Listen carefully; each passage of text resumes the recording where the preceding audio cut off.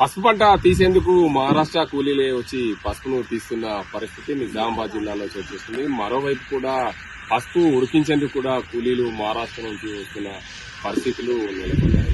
మొత్తంగా పసుపు పండించాలంటే రైతుకు ఎన్నో కష్ట నష్టాలు వచ్చి కూలీల కొరతతో పసుపు పండిస్తున్నారు. అయినప్పటికీ మార్కెట్ కు వెళ్లేసరికి సరైన ధర లేకపోవడంతో కొంత ఇబ్బంది పడుతున్న పరిస్థితులు ఉన్నాయి.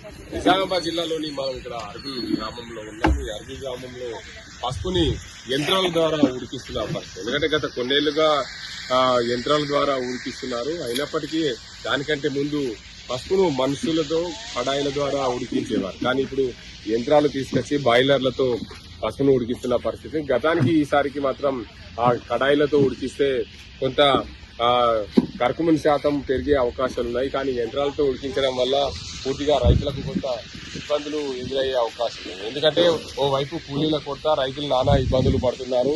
పసుపు పండించాలంటే ఎంతో కష్టమైన పరిస్థితులు ఉన్నాయి. ఇక్కడ రైతులు పసుపు పండించే రైతులు ఉన్నారు. వారిని అడుగుదాం పూర్తిగా అసలు ఎన్ని ఎకరాల్లో పసుపు పండిస్తారు ఏంటిదని. మీ పేరేంటి? ఎన్ని ఎకరాలు పసుపు వేసినారు? 3 ఎకరాలు. ఎట్లా దిగుబడి వస్తుంది? దిగుబడి అంటే ఈసారి వర్షం వల్ల బీమార్ ఎక్కువ రోగం ఏర్పడ్డది. దిగుబడి తక్కువనే ఉన్నది. రేట్లు పోయి తక్కువ ఉన్నది. ఏం ధర ఉన్నది మార్కెట్ లో పసుపు? 13-12 అంటుంది. ఎట్లుంటే లాభం? 20 దాకా ఎప్పిళ్ళు, 20 నుంచి 20 దాకా ఎప్పిళ్ళు. ఇప్పుడు 13-12 పోతుంది. మరి పసుపు పండియాలంటే కష్టమేనా? కష్టమే, లేబర్ లేరు, మనకు ఇబ్బంది అవుతుంది, బాగా ఇబ్బంది.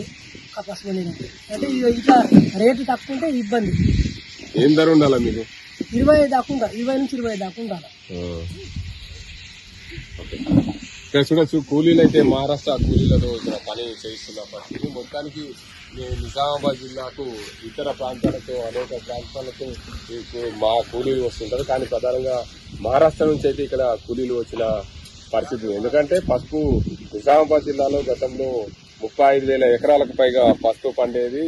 ఈసారి మాత్రం 24-25,000 ఎకరాల్లోనే పసుపు పండిస్తున్నారు. తెలంగాణ రాష్ట్ర వ్యాప్తంగా 1,00,000కు పైగా ఎకరాల్లో పసుపు పండించేవారు. కానీ రాను రాను కూలీల కొరత ఏర్పడడం, కూలీలు దొరకకపోవడంతో అనేక ఇబ్బందులు పడుతూ రైతులు పసుపు పంటను సాగు చేస్తున్నారు. సాగు చేస్తున్న పసుపు రైతులకు మార్కెట్లో మాత్రం ధర అంతంత మాత్రమే ఉందని చెప్పి రైతులు ఆవేదన వ్యక్తం చేస్తున్న పరిస్థితి. గతంలో కంటే ఈసారి 13,000-14,000 మోడల్ ధర వస్తుంది.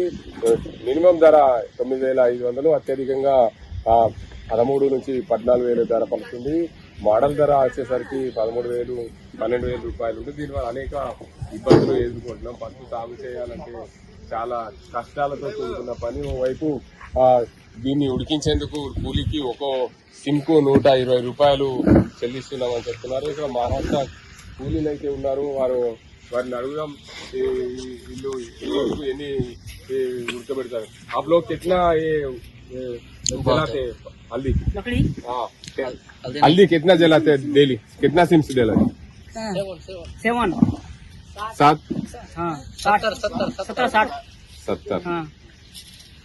ओके,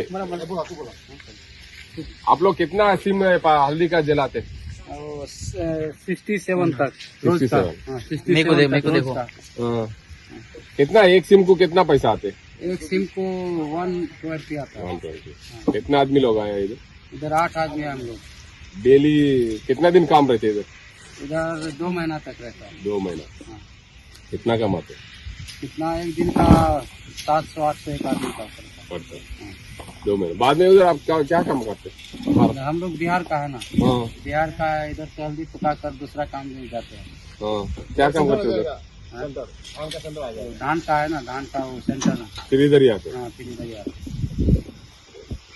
వీళ్ళైతే మేము బీహార్ నుంచి వచ్చాము. బీహార్ నుంచి వచ్చి ఇక్కడ పసుపు ఉడికిస్తున్నాము. రోజువారీగా మేము 60 నుంచి 70 సిమ్స్ ఉడకబెడతాము. ఒక్కో సిమ్కు 120 రూపాయలు ధర వస్తుంది. ఒక కూలీకి మేమైతే 8 మంది టీమ్ గా ఉన్నాము. దీనికి అందరికి సంబంధించి మాకు ఒక్కొక్కరికి 800 రూపాయలు కూలీ వస్తుందని చెప్పి చెప్తున్నారు. దీనివల్ల ఏదైతే పసుపు ఉడికించాలంటే చాలా కష్టాలైన పని. ఎందుకంటే ఆ వేడి మంట దగ్గర దగడికి వేడికి ఉండాలి. ఆ వేడికి ఉండడం వల్ల అనేక ఇబ్బందుల్లో పాలవుతుంటారు. దాంతో పాటు కూడా ఇక్కడ కూలీల కొరత ఉండడం వల్ల మహారాష్ట్ర, బీహార్ ప్రాంతాల నుంచి పసుపు ఉడికించేందుకు అయితే కూలీలు వస్తున్న పరిస్థితి. రోజుకు మాకు ఒక్కొక్కరికి 800 రూపాయల చొప్పున కూలీ పడుతుంది. దీనివల్ల మేము ఆ 2 నెలల పాటు ఇక్కడ మాకు ఉపాధి దొరుకుతుంది. తర్వాత ఏదైతే వరి ధాన్యం కొనుగోలు సెంటర్లు ఏర్పాటవుతాయి అప్పుడు మేము మళ్ళీ ఈ ప్రాంతానికి వచ్చి వరి ధాన్యం కొనుగోలు సెంటర్ వద్ద కూలీలుగా హమాలీలుగా పనిచేస్తామని చెప్పి ఈ బీహార్ కూలీలు చెప్తున్న పరిస్థితి. ఏదేమైనప్పటికీ రైతు పండించే పసుపు పూర్తిగా